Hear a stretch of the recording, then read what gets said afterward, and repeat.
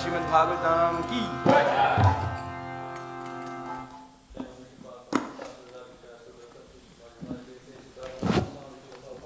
Jai.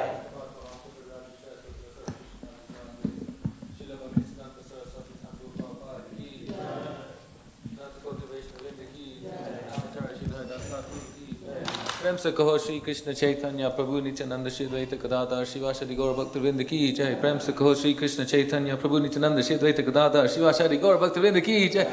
प्रेम से कहो श्री कृष्ण चैतन्य प्रभु नित्यानंद श्री द्वैत गदाधर शिवासादि गौर भक्तवृंद की जय। श्री श्री राधा कृष्ण गोपीनाथ श्याम कुंड राधा कुंड गिरि गोवर्धन की जय। वृंदावन धाम की जय। मथुरा धाम की जय। नवद्वीप धाम की जय। मायापुर धाम की जय।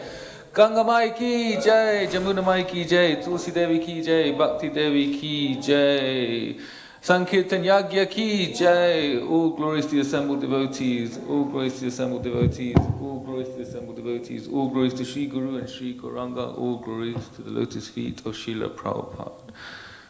Namo Vishnu Padaya Krishna Pastaya Bhutale Srimati Bhaktivedanta Swami Tinamane Namaste Saraswati Deve Gauravani Pachayane Nirvishesha Sunyavadi Paschatya Deshatharine.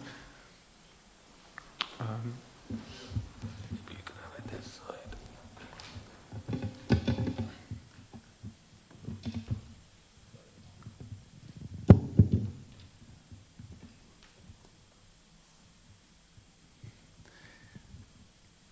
Hare Krishna. Hare Krishna. So we're reading from Canto 2, chapter number 10. Chapter number 10 is Bhagavatam is the answer to all questions. And we're reading from text number 17.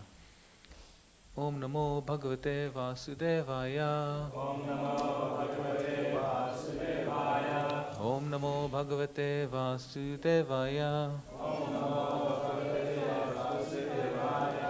Om Namo Bhagavate Vasudevaya.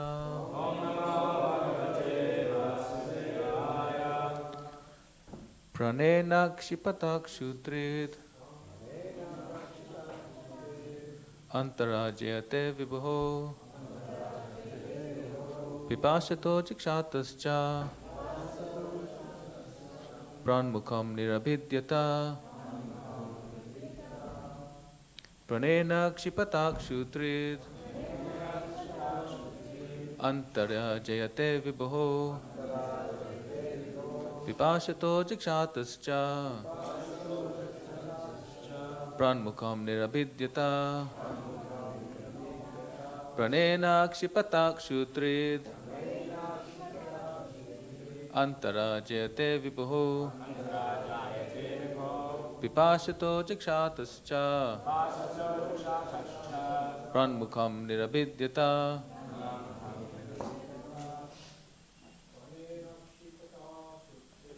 Pranena Kshipatak Shutrit Antarajayate Vibho Yakshato Chikshatascha Pranmukham Nirabhidyata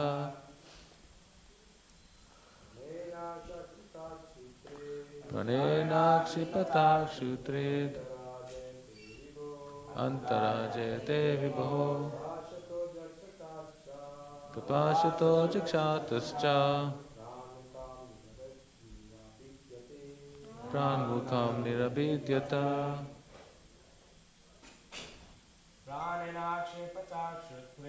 Pranena Kshipatak Shutrit Antarajayate Vibho Pipashato Chikshatascha Pranmukham Nirabhidyata. Mataji's.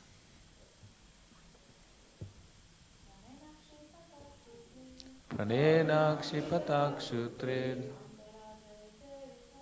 Antarajayate Vibho Pipashato Chikshatascha Pranmukham Nirabhidyata Pranena Kshipatak Shutrit Antarajayate Vibho Pipashato Chikshatascha Pranmukham Nirabhidyata. Okay, word for word. Pranena, by the living force. Akshipata, being agitated. Kshut, hunger. Trit, thirst. Antara, from within. Jayate, generates. Vibho, of the Supreme. Pipashata, being desirous to quench the thirst. Jakshataha, being desirous to eat. Cha, and. Prak, at first. Mukham, the mouth. Nirabhidyata, was opened. Translation.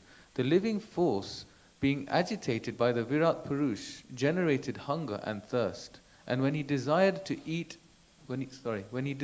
drink and eat, the mouth opened.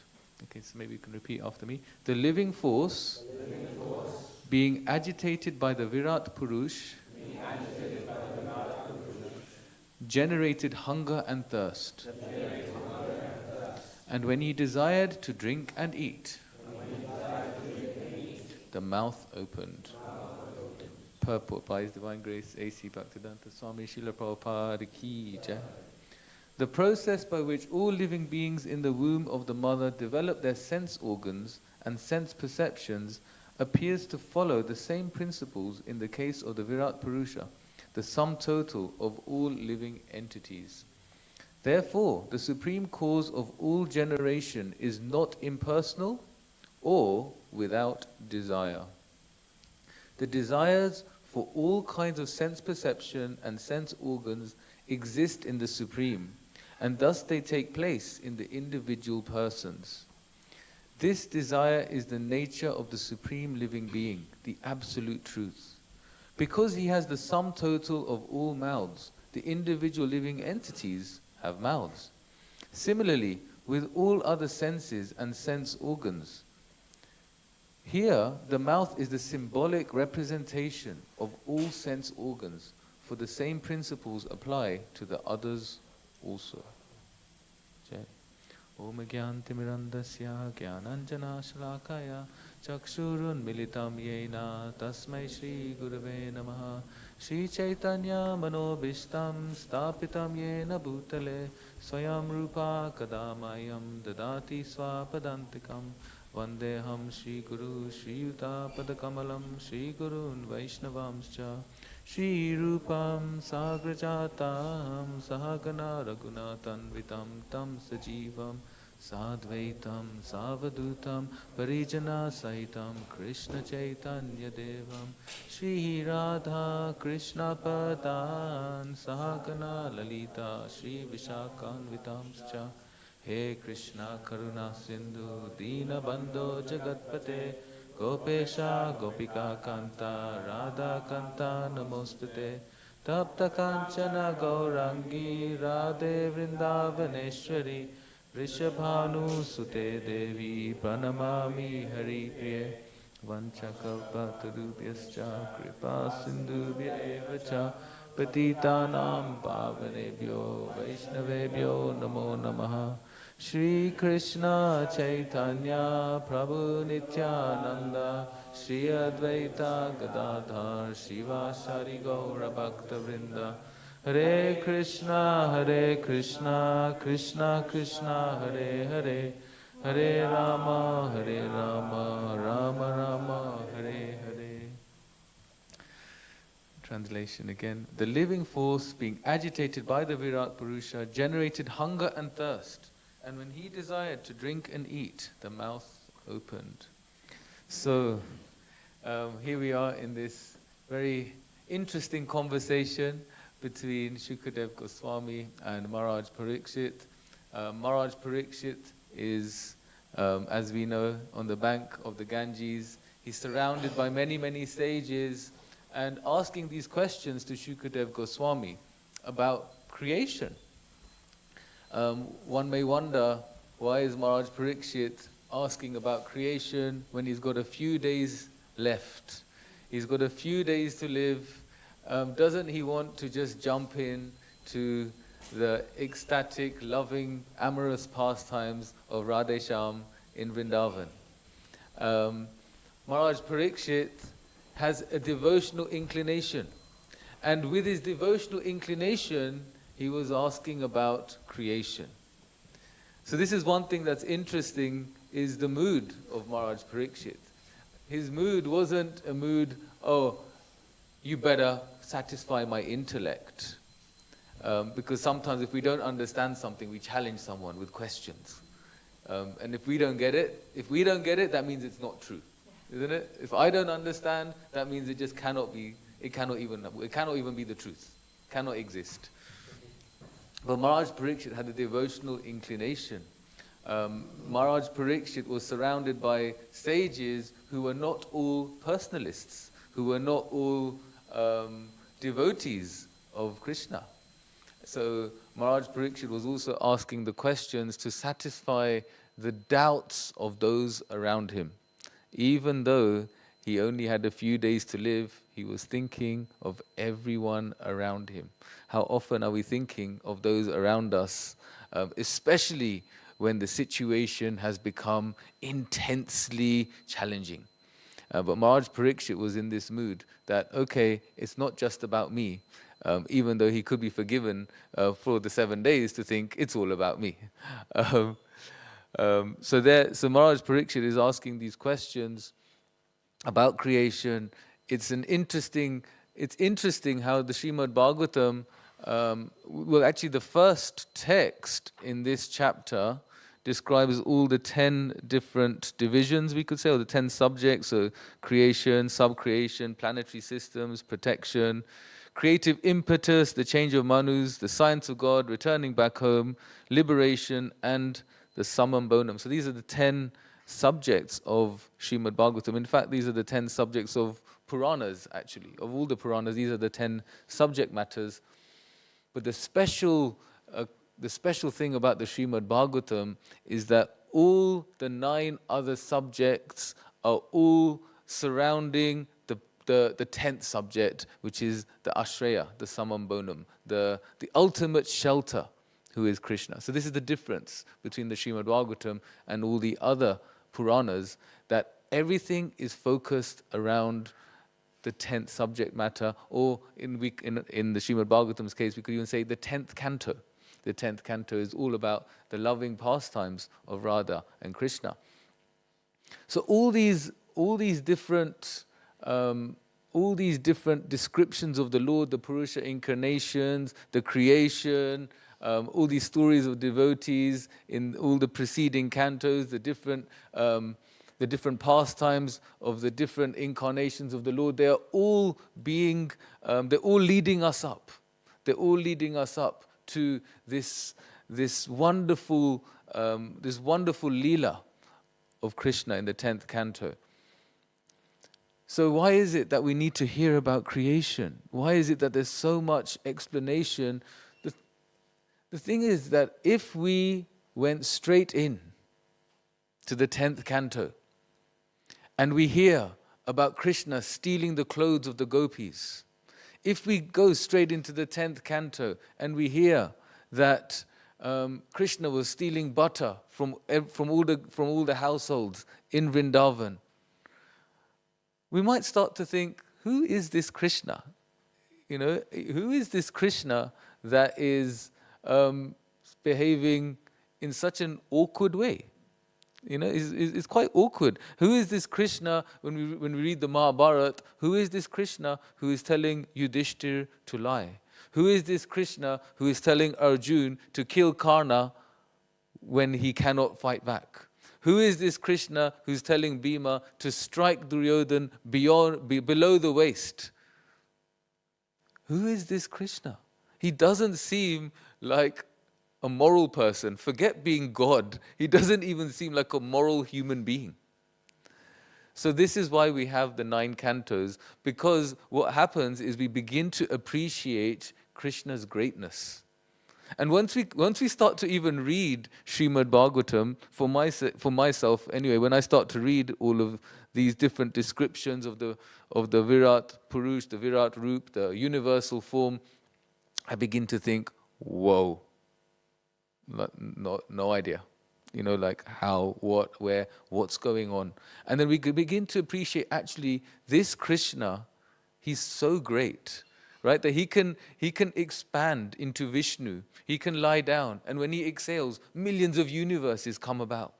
And out of these millions of universes, one universe is the one we're in. And in that universe, there's Garbhodakshay Vishnu. And within this universe, there's all these different planets. Within this universe, there's the planet Earth. And within Earth, there is Europe. And within Europe, there is the UK. And within the UK, there is London, where there is a Watford. And we're thinking, whoa, okay. So I'm making my life as if I'm so important. But actually, we're not even a speck of who is Krishna.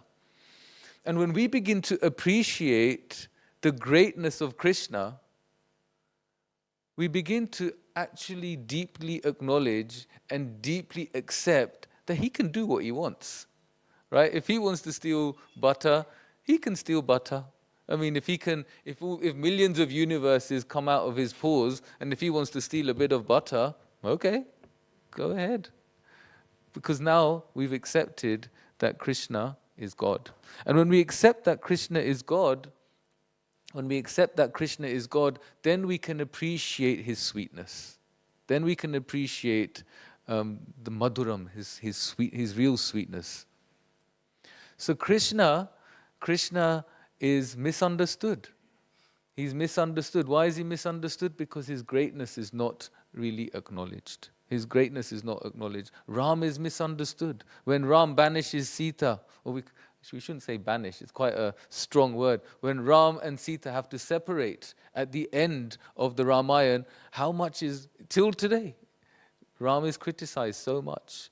But if we don't understand who is the Lord, if we don't understand the compassionate nature of the Lord, we don't understand that Krishna, that is Suridam Sarvabhutanam, the friend, the well-wisher of all living entities, then how will we really accept? How will we really accept that Krishna is my best friend? Krishna is my best friend. And this great person, from whom the universes are coming out, from whom everything is being controlled, is really interested in me. Like he's actually really interested in me. And somehow we find that hard to accept. We find that hard to accept that someone so great is so interested in me. And because I can't accept that he must be interested in me, I just block myself away. I begin to think, well, that can't be possible. That can't be possible that someone is accepting me for who I am. Because Krishna accepts us for who we are. He doesn't need us to be any different. If he did, he would have made us different. He made us just the way we are. He loves us just the way we are. He doesn't stop loving us when we make mistakes. He's always ready. He's always ready when we are ready for this relationship. So this great personality, Krishna, accepts me. And because he accepts me, we are here, we are trying to develop a relationship with him. But while we are here, we bring our baggage with us, don't we? We bring our baggage. I'm here, Krishna, but I've got this heavy load. I've got this heavy load and it's wearing me down. And this heavy load is full of impressions from previous lives, impressions from this life, and difficulties and challenges that we've gone through. And then we come to Krishna. And then what happens? We bring this heavy load, and in one sense we accept Krishna just to take the bag straight away and leave us to be free from this load so we can jump and dance. But at the same time, what we do is we bring this baggage and start to blame him. Okay, maybe this is because of you. If you're this person who's so loving, how could you? How could you do this to me? How could this happen to me? And what's happening here, again, is we're not understanding Krishna.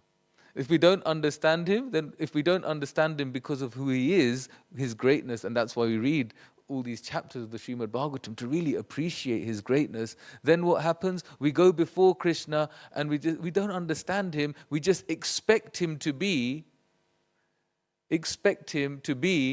the person who immediately takes away all our suffering and immediately gives us Krishna Prem.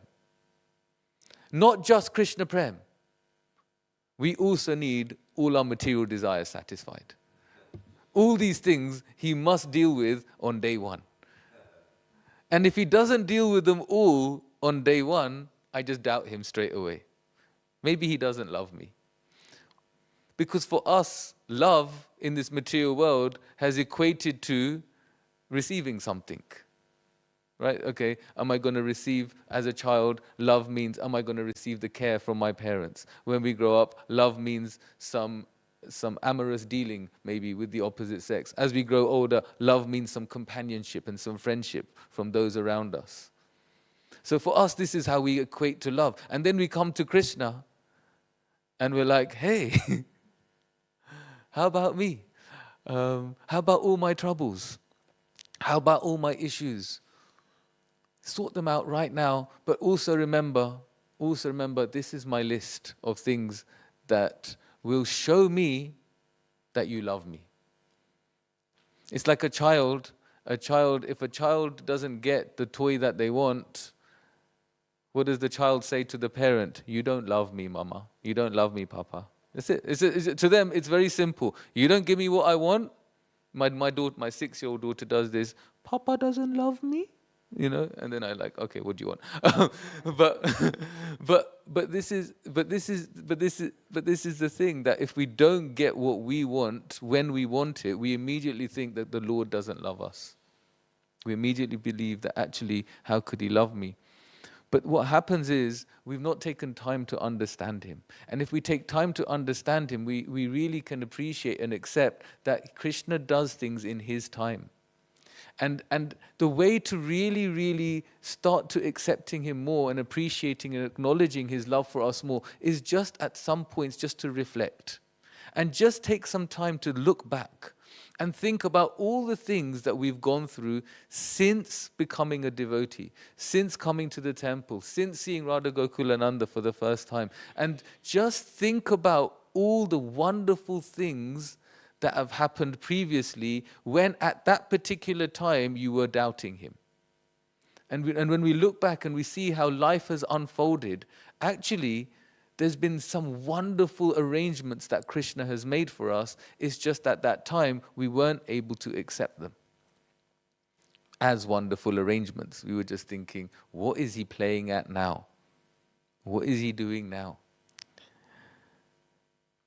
So we want to understand Krishna for who he is. And Krishna, who he is someone that deeply cares for us and will give us what we need at his time. What we need in his time. And in that time where we're not getting what we want, we can accept that Krishna is right now giving me what I really need. Right now, what I'm getting is what I really need from Krishna. Otherwise, we'll just misunderstand him. And when we misunderstand someone, how many times have we misunderstood someone that actually had a good intention? Has that happened? That we just think that they're up to something, and then later on we realize, oh, like that. I hope they didn't know what I was thinking about them. We see in the Ramayana when Ram and Sita and Lakshman were in Chitrakoot, and they'd just been in the forest for some time, and Bharat goes back to Ayodhya after spending some time in his uncle's home, and he sees, oh, Ram's not here anymore. Okay, what's going on? And he realizes, he hears the whole story, he hears all the madness that happened while he was away, and immediately he's starting to make plans to go to the forest and tell Ram that he should come back. He should come back, and Bharat's plan was, look, my father, Dashrath, he's made this vow, but what we'll do, me and Ram, Bharat's thinking, me and Ram, we'll just swap. So in that way, the vow is still upheld because one of the sons is in the forest and Ram gets to come back. So Bharat had this real selfless plan. When he got to Ayodhya, all the citizens doubted him. They all doubted him. They thought he was part of this whole plan that KK and Mantra had schemed with Dashrath. And the citizens of Ayodhya thought, oh, Bharat must be part of this because Bharat wasn't here and now he's here and Ram is gone. But what happened is Bharat, through his selflessness and through his love for Ram, began to show the citizens of Ayodhya that he wasn't interested in anything except Ram. So they go to the forest and they create this big road. They go all the way, they go to Chitrakoot and they're getting to the forest. And when Ram sees that some sort of army is approaching their little hut, Ram says to Lakshman, have a look, see what's going on. And Lakshman goes up and he sees from a distance and he sees Bharat. And he sees a whole army behind him. And Lakshman, with his love for Ram, with his protective feelings for Ram, misunderstood Bharat. He said to Ram, your brother Bharat is coming here and he's trying to kill us while we are unarmed in the forests. He is going to try and destroy us, but you don't worry, Ram. I'm here and I'm going to kill Bharat straight away. And Ram's like, just chill out a second, relax. I think he's coming here to offer me the kingdom of Ayodhya. And then Bharat, as we know, Bharat comes And when Bharat comes, he begs and pleads with Ram, please, please, please, you go back to Ayodhya and let me stay here. How often do we misunderstand someone and then later on realize actually they had a lot of love and intention, a lot of love in their intention, within their intention. Sometimes it's hard to understand the intention of someone else. Actually, of course it's hard because we're not them. But we always can understand the intention of ourselves. That is something we can always tune into. What is my intention?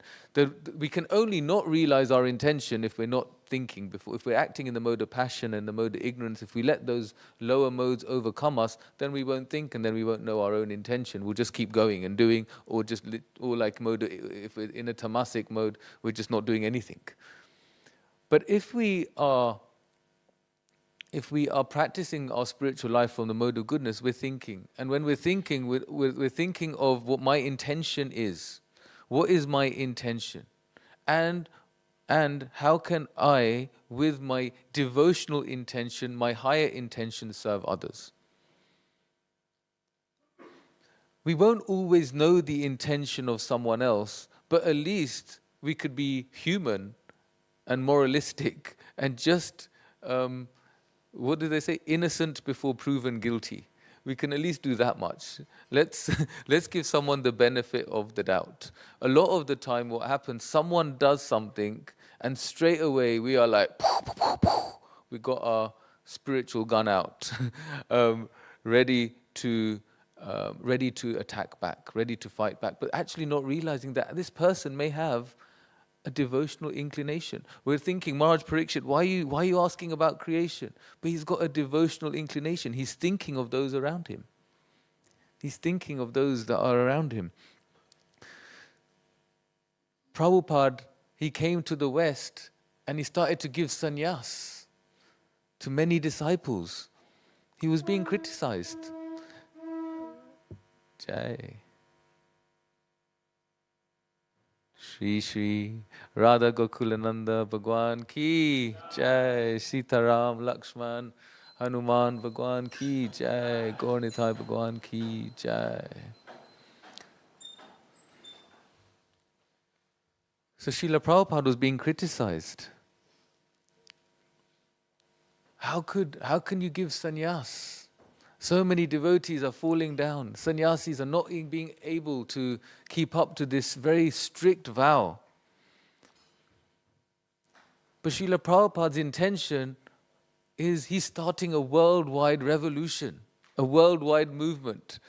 And for that to happen, what he was doing needed to happen. He needed to give sannyas. He knew that not everyone's going to last their whole lifetime in this vow of sannyas. But risks needed to be taken. Because what was Srila Prabhupada's intention? To spread love of Godhead all around the world. That was his intention. Once an Indian gentleman said to Srila Prabhupada, your disciples, they're always sleeping in your class. And Prabhupada said, always? And he said, they're always sleeping in your class, like all the time. Maybe some of the time they're awake, but most of the time they're just sleeping in class. They're not listening to you. And Prabhupada said to that gentleman, they're awake this much, but look how much they're doing for me. You're awake this much, how much are you doing for me? So, and if we see what did Srila Prabhupada do, he revolutionized Brahminical culture. He was giving sannyas to the Westerners. He was allowing ladies to take Brahmin initiation. He was allowing ladies to cook for him. All these wonderful things Srila Prabhupada did. Why? Because his intention was spreading love all around the world. Spreading love. And love comes from the source, the original source of love, who is Krishna. So that was Prabhupada's intention. But some were looking at him and thinking, what is he doing? What is he doing? Just giving judgment. How could he do this? How could he do this? KK, what did she do? She overlooked Dashrath's intention. because Manthara poisoned her mind, she overlooked Dashrath's intention. She just started to think, Dashrath is now scheming against me. Dashrath is scheming against my son. Totally misunderstood him, and then catastrophic events happened later, banishing Ram to the forest. How many times have we seen a devotee do something a bit dodgy and it just looks a bit dodgy? But yeah, maybe we can just find out what the intention is, or try to inquire what is the intention before we really start to create offenses, before we really become offensive. And what we could really do to help ourselves is try to think, what is it that's bugging me so much about what that other devotee is doing? Like, there's one side of it we don't understand. We don't understand why they're doing or what they're doing. We don't quite get the intention, and because we don't quite get the intention, we think the worst before thinking the best. We pass judgment before knowing the facts. And sometimes what happens is we begin to it really starts to get under our skin. What this particular person is doing starts to really get under our skin. But when it starts to get under our skin, we know that actually this is within me. The only reason it's bugging me so much, the only reason it's getting to me so much is because this is actually within me somewhere. And we can use this as Krishna guiding me to what is within me that I can work on. What is within me that I can work on? And Krishna is just giving us that vision. This is Krishna's love for us. We're feeling that this person has hurt me. And because this person has hurt me, Krishna, why are you doing this to me? But actually, if we think about it, if we look at it the other way, Krishna, why is it that this is hurting me and it's not hurting this other person? Why is it hurting me so much and not this other person? And then we can go into this journey of inner self-exploration and try and work out what is within us. What are the anarthas within me? What are the conditionings within me that is blocking me from seeing Krishna's love in this situation? What is it that's within me that is blocking me? Maybe I'm not really understanding myself very well. And if I'm not understanding myself very well, what chance do we have of understanding someone else? If we're not even understanding ourselves. If we don't understand that maybe within me I have a feeling unacceptable. Maybe there's an example. Okay, give my own example. So maybe I have a feeling of feeling unacceptable. And because I feel unaccepted within myself, if I feel unaccepted within myself, then when I have an interaction with another devotee, I just begin to think that they don't accept me. That person doesn't accept me. That person doesn't accept me. And ultimately, Radhe Shyam, they don't, Radha Gokulananda, they don't accept me.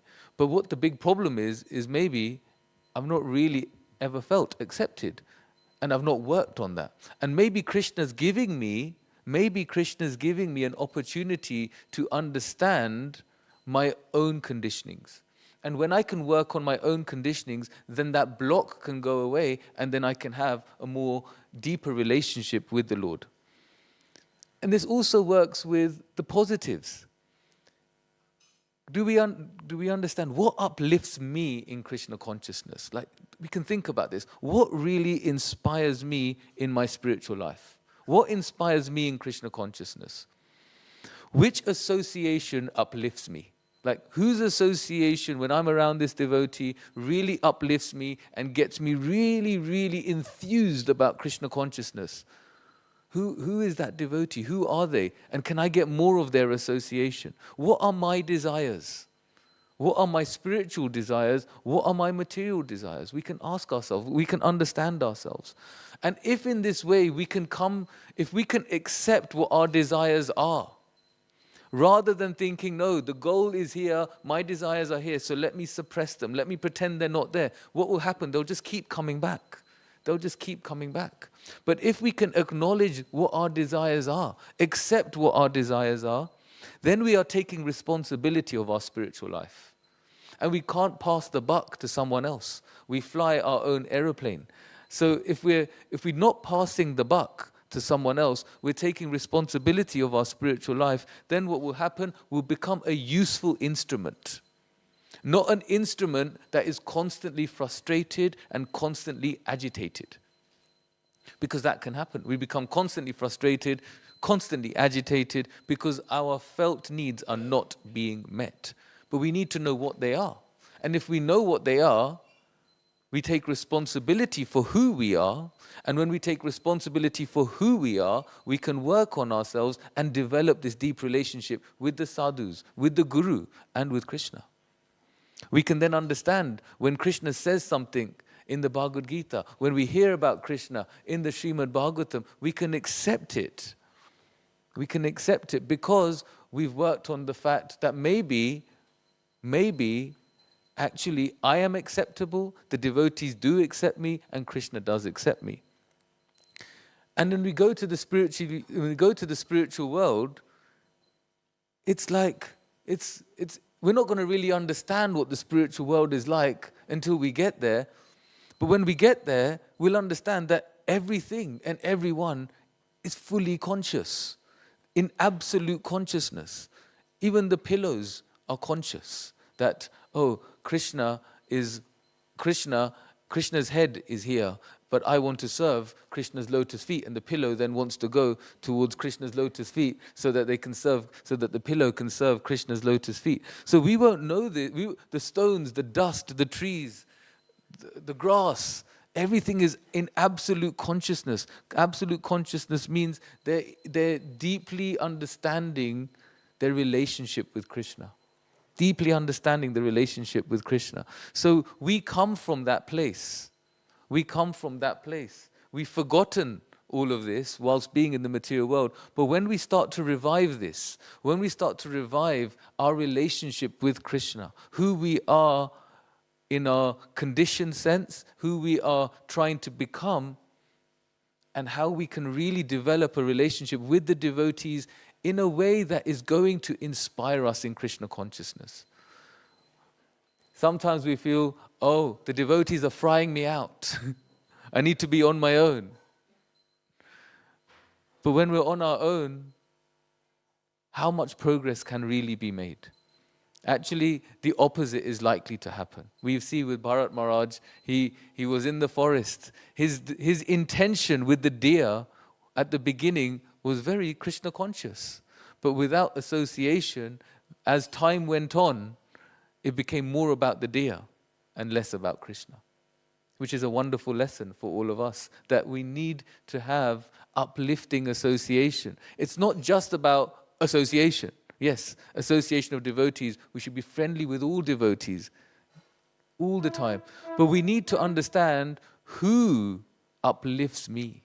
Who gives me that spiritual enthusiasm? Who gives me that spiritual determination? And let me try and serve that person. Let me try and get their association more and more and more. And that way, we are looking after ourselves. Otherwise, what happens? We just go through spiritual life, Krishna consciousness, just how materialists go through material life. Doing my 16 rounds, doing my 4 regs, coming to the temple, and go to work, feed the family, go to cinema, go to the nightclub. It's just going on. It's just going on, and life just passes by, and years just go by, and years go by. But then at some point we're going to reach this place of, okay, where am I going? Where am I really going with all of this? So when we want to really, really, really embrace and imbibe what Krishna has given us through the Bhagavatam, yes, let's accept Krishna as someone who's so great, yet so loving. Someone who can do anything, but someone who still wants me. Someone who still accepts me. Someone who really loves me for who I am, And he doesn't need me to be anyone else. He doesn't need me to be like that person or the other person. He just loves me for who I am. So let me bring out the best of me and give that to Krishna. Let me not be fearful and scared about the dirt inside. Let me go and dig it all out, understand what it is, and spiritualize it all. And then once it has become spiritualized, once you've dug it all out and it's become spiritualized, we'll become absolutely conscious, fully conscious, like the pillow, like the grass, like all the devotees in Vrindavan Dham. So maybe we can stop here. Kantaraj Srimad Bhagavatam Ki Jai. Would anyone like to share any thoughts, reflections, questions? Please feel free. Yes, Manava Prabhu. Hare Krishna. Thank you. You were saying at the beginning that when we appreciate that Krishna is the Supreme Personality of Godhead, then we can appreciate His sweetness. But you can see that the Vrajavasis, they don't know Krishna is the Supreme Personality of Godhead, but they're experiencing so much sweetness. So it seems a contradiction. Did you say anything? Yeah, I could try. So for us, the sadhakas, when we, the sadhakas, appreciate Krishna's greatness, then we can appreciate Krishna's sweetness, and that sweetness includes the relationship he has with the Brajbasis. But those those who are the Brajbasis, those who are there with Krishna, they don't need to know that Krishna is God. Whether he's God or not God, that love is there. So for the sadhaka, we need to accept Krishna's greatness to appreciate his sweetness. But those in Vrindavan Dham, who are in that relationship, to them it doesn't matter. Pure love. When we've got pure love for Krishna, it doesn't matter whether he's God, he's not God. I just love Krishna for who he is. So at what point do we start? Because we hear a lot, or we're not qualified to hear Krishna's pastimes, and we should just hear what we're reading today about the Virat Rupa, etc., or Krishna's creation. So at what point should we start hearing Krishna's pastimes? Because we never, even during Bhagavatam class, we seem to stop at 10th Canto, part 1. We don't continue. We just go back to the first canto, and it just seems to... So what point are we qualified to hear Krishna's pastime? Well, I mean, Srila Prabhupada, when he was here, he wrote the Krishna book, and the Krishna book is Krishna's pastimes, and the Krishna book wasn't just for, it was for everyone, and Srimad Bhagavatam is also for everyone. So Krishna's pastimes are there, and they were being mass distributed under Srila Prabhupada's watch. He knew that the Krishna book, which is Krishna's pastimes, is being distributed. So I think to hear Krishna's pastimes, Prabhupada made it quite clear by writing the Krishna book and getting the Krishna book distributed that we can hear Krishna's pastimes. It's maybe that we won't appreciate we might not appreciate the sweetness of Krishna's pastimes unless we read the preceding cantos before the 10th canto. But then when we do read Krishna's pastimes in the 10th canto, then we'll appreciate the sweetness more. So the pastimes are there. Simultaneously, yeah. I think so, because Prabhupada did that. The Krishna book was being passed around at the same time he was writing Srimad Bhagavatam. So, anyway, if anyone has any other thoughts on that, yes. Sure.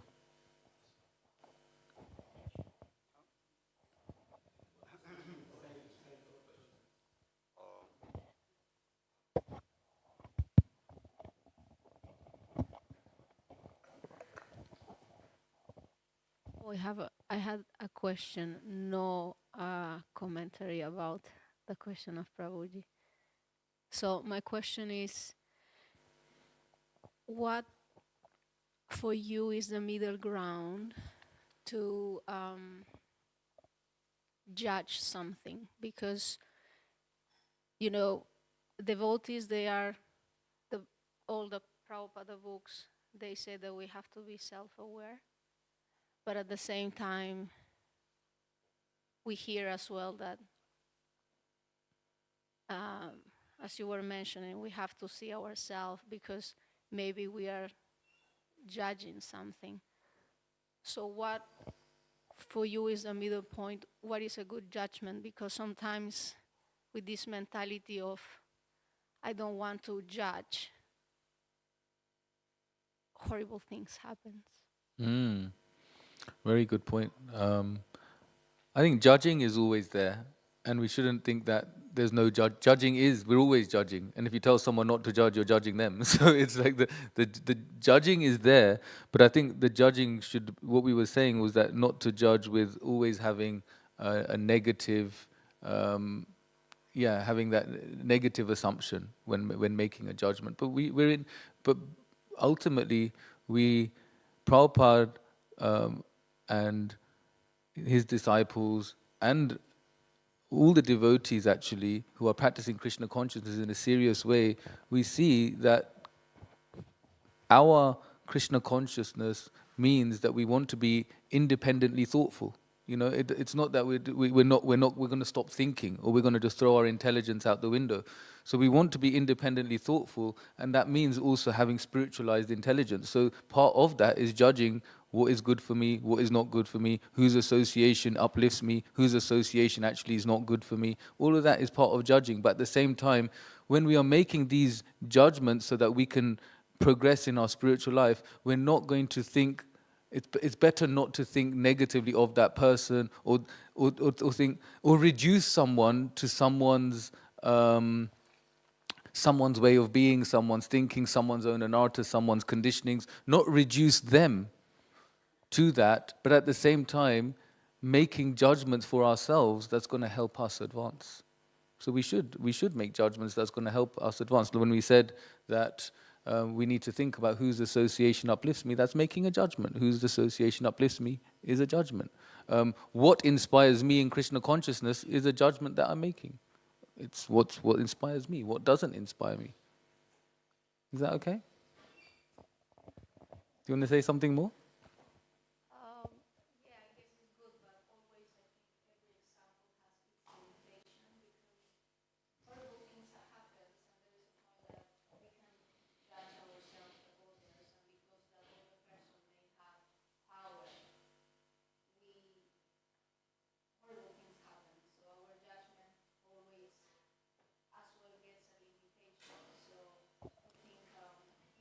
Yeah. Even if someone's in power, and someone has a position, when you say power, I guess that means someone has a position, that doesn't mean we should throw our intelligence out of the window. So we should always be alert, aware, and thoughtful, because that is something that no one can do for us. So we should be we shouldn't ever throw that away. That should always be there. Hare Krishna. Anyone else? Taruna Prabhu? Oh, you got the mic. Okay, you just have the mic. Okay. Jai, okay. Thank you very much. Srila Prabhupada ki jai. Gantra Srimad Bhagavatam ki jai. Srila Prabhupada ki jai.